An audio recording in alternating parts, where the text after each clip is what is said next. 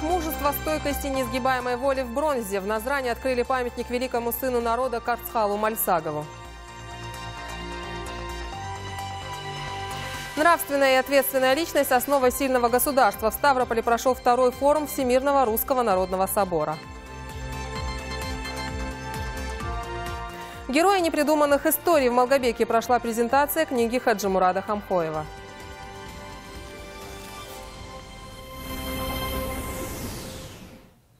Здравствуйте! В эфире новости, в студии Анжелика Миржоева. В Назране открыли сквер, а в нем памятник в честь основателя города Карцхала Мальсагова. Запечатлеть легендарный подвиг Карцхала, который вернул наших предков из гор на равнину, решено в виде памятника в центре бывшей столицы Ингушетии, на территории городского сквера имени Мальсагова. На церемонии открытия побывала и Светлана Томова. 8 тонн бронзы на 3 гектарах. Памятник великому сыну народа Карцхалу Мальсагову открыли в Назране. На торжественную церемонию приехал глава республики Юнусбек Евкуров. Он поприветствовал гостей и поблагодарил всех, кто принял участие в строительстве и открытии этого сквера. Мы открываем новую историю нашего города, и не только города, республики. Почему? Потому что Карцхал Мальсагов, он не только как основатель города Назрани, а как патриот, гражданин нашей республики, еще тех времен Ингушетии. И, наверное, один из таких ярких личностей, который делал историю нашего народа.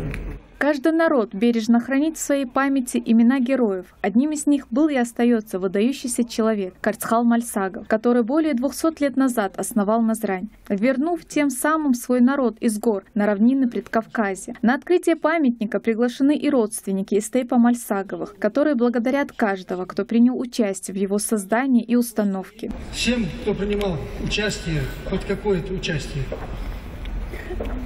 А работа сделана большая, и мы видим, место очень удобное. Одним словом, оценить все это невозможно.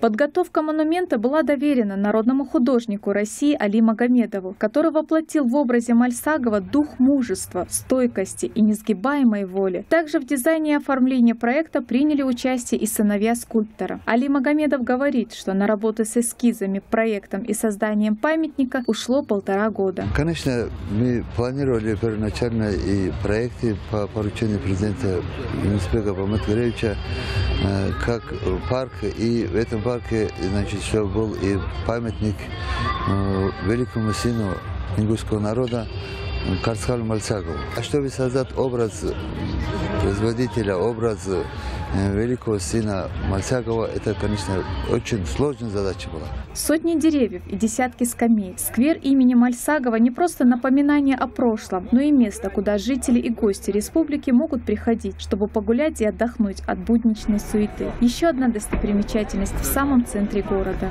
Сама зона расположения этого сквера очень удобная. Напротив находится гостиница, сосредоточены наши телевидение, лицей, КВД. Рядом находится водоем наш пруд.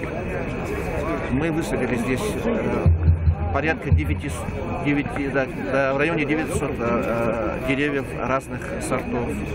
Посадили очень много цветов, разбили клумбы, сделали фонтаны. Я думаю, это очень хороший подарок для нашего города и для нашего населения. Более 200 веков назад основатель Назрани наверняка и не подозревал, каким станет поселение, в котором было не более десятка семей. Сегодня любимый город жителей расцветает и преображается с каждым днем. Остается только бережно сохранить часть нашей истории. Светлана Томова, Резван Аушев. Новости 24. После церемонии открытия монумента глава республики в Доме культуры Назрани провел рабочее совещание. Решение жилищной проблемы, улучшение условий проживания, расширение квадратных метров. Эти и другие вопросы обсуждались на встрече Юнусбека Евкурова с руководителем министерств и ведомств. В республике планируется развитие рынка жилья эконом-класса, которое предполагает строительство малоэтажных и многоэтажных квартирных домов, а также формирование рынка арендного жилищного фонда. В Ингушетии разработана программа «1000 квартир», по которой во всех районах планируется строительства многоквартирных домов. Уже определены подрядные организации, которые будут заниматься строительством. А в муниципальных районах отведены участки для возведения высоток. За информацией по этой программе уже обратились 158 жителей республики.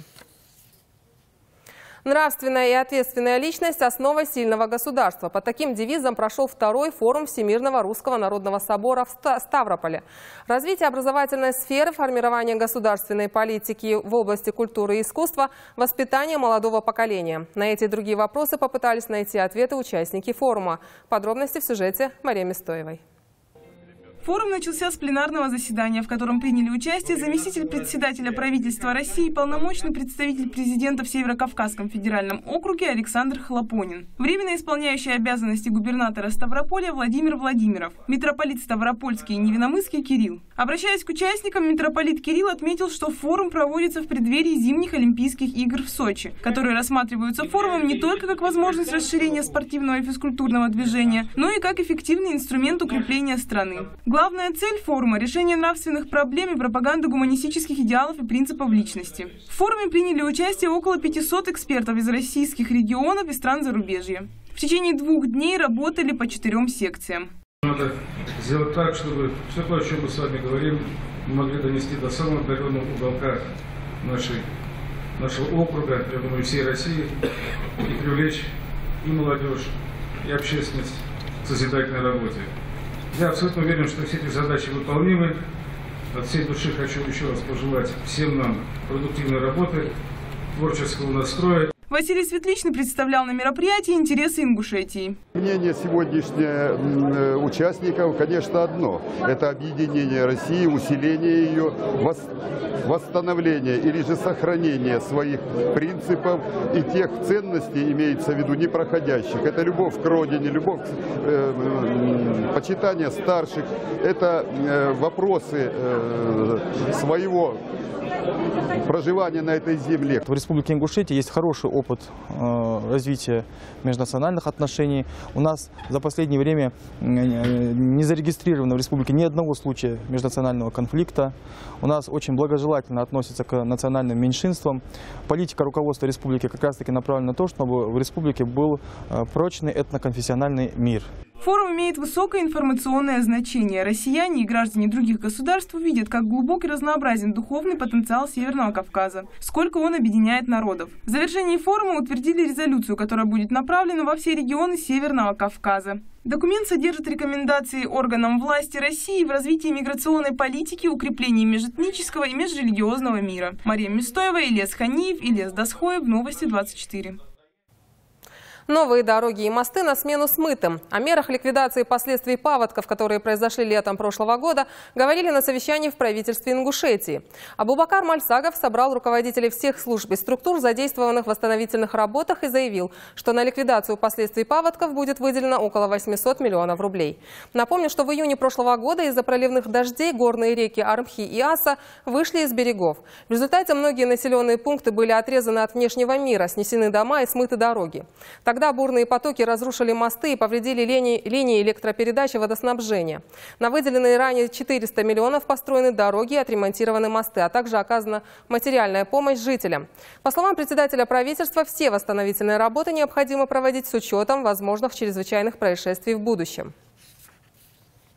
В администрации Назрани прошел заключительный семинар «План подготовки государственных и муниципальных служащих». На форуме собрались работники кадровых служб органов государственной власти, а также местного самоуправления.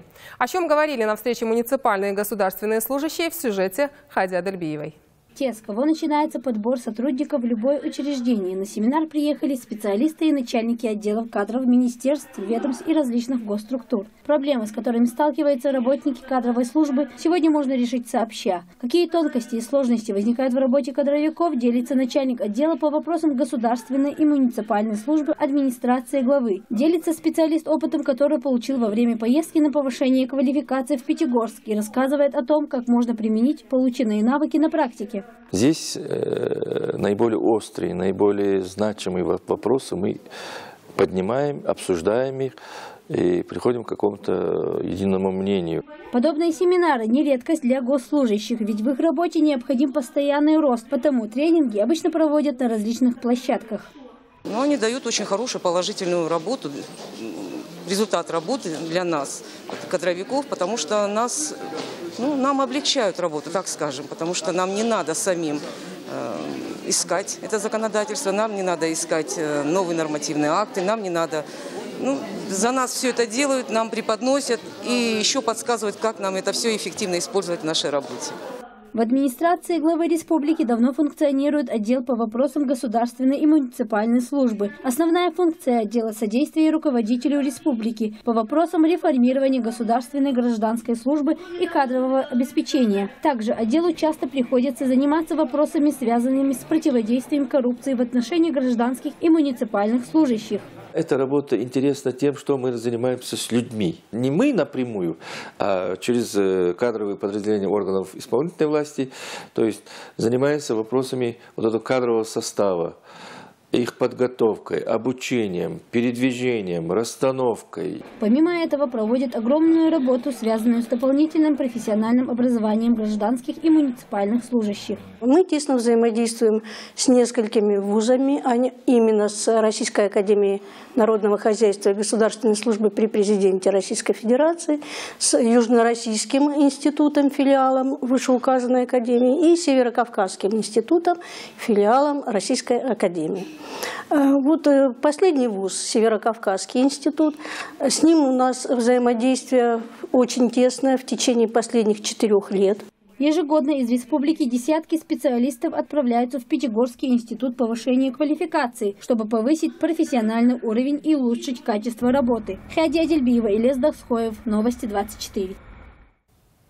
В Новый год без долгов. Так называется акция, организованная сотрудниками службы судебных приставов Ингушетии. В аэропорту Магаз был развернут мобильный информационный пункт, на котором все желающие перед отлетом могли проверить, есть ли у них задолженность и узнать, не ограничены ли они в праве выезда за пределы России. Также всем пассажирам были вручены календари с пошаговой инструкцией, как узнать о своей задолженности в банке данных исполнительных производств на сайте службы судебных приставов. «Время и люди» – так называется книга Хаджимурада Хамхоева, презентация которой прошла в Доме культуры Малгобека. Автор книги много лет проработал в сфере юстиции. Но, как оказалось, он не только блестящий юрист, но еще обладает литературным даром. Герои его непридуманных рассказов – реальные люди, многие из них здравствуют и поныне. С презентацией книги автора поздравила и Индира Манкиева.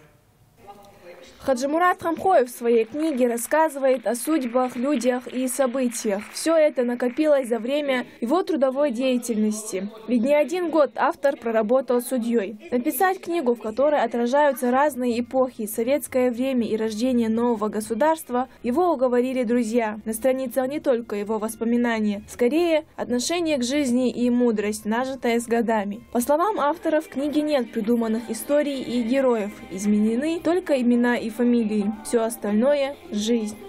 Все люди, которые со мной соприкасались, они пришли в эту книгу. Это все живые, среди них много живых, многие ушли. Но и эти образы, они не придуманы, они такие, какие они есть.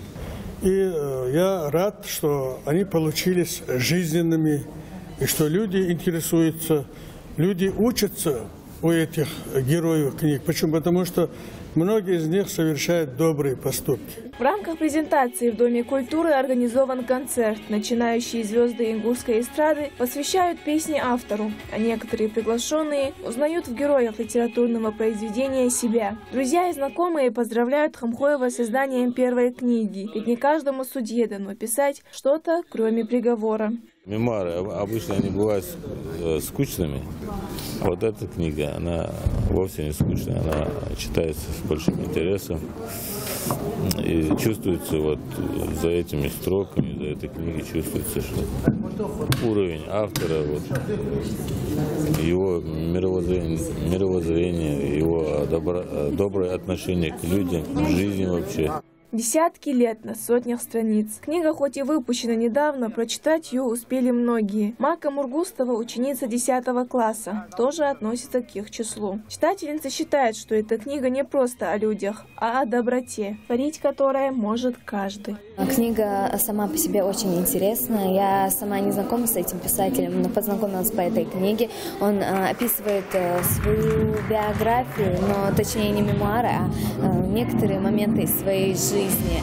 И написав эту книгу, он дает нам какое-то определение того, чтобы мы шли, только совершали добро, как-то лучше относились друг к другу, были дружны друг с другом. Каждый гость в конце вечера получил книгу с автографом автора Хаджимурада Хамхоева. Индира Манкиева, Магомед Дидигов, Новости 24.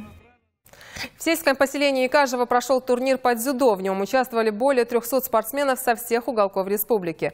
Турнир, посвященный предстоящей эстафете Олимпийского огня, может стать для отличившихся дзюдоистов отправной точкой для участия в более серьезных соревнованиях. Подробности в сюжете Адама Даурбекова. На турнир по дзюдо, посвященному предстоящей в республике эстафете Олимпийского огня, приехали около 300 спортсменов. Это дети и подростки, которым не выше 10 и старше 13 лет. Состязались юные борцы в 9 весовых категориях. Организовали эти сборы Министерство по физической культуре и спорту совместно с Федерацией дзюдо. Ребята приехали со всех населенных пунктов, да, со всех секций дзюдо.